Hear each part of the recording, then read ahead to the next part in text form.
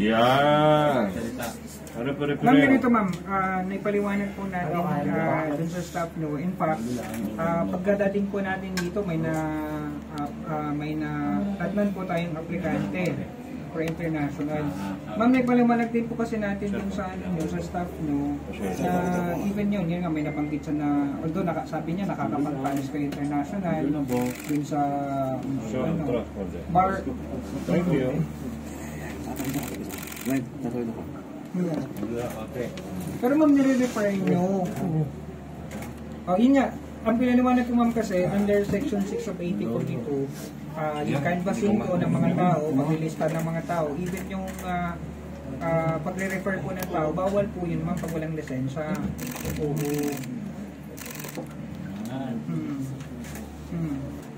And, yun nga ma'am, ma'am, regardless ma'am of intention na tumulong po sa mga tao, kung yan po ay ni-refer nyo po, no? Kasama po kasi din siya dun sa definition po ng illegal recruitment po ma'am sa section 6. Kasi ma'am may mga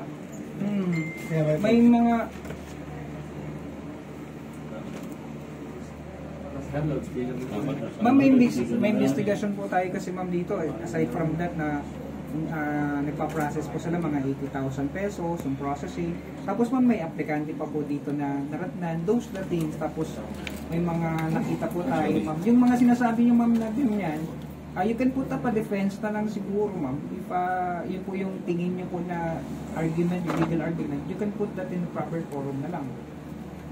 So, but as far as we are concerned po kasi ma'am, we've already conducted investigation on this.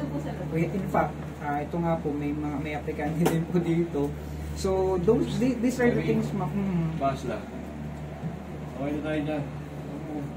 Excuse me.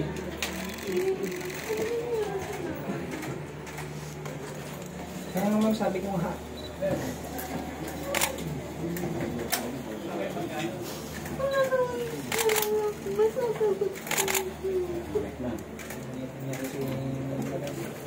Kaya ma'am, pinapaliwanag ko nga sa inyo kasi bawal po kasi.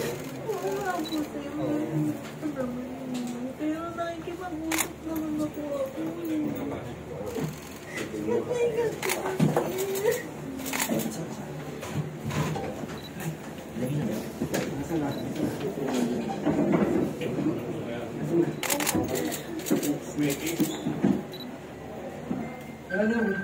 Yes, sir.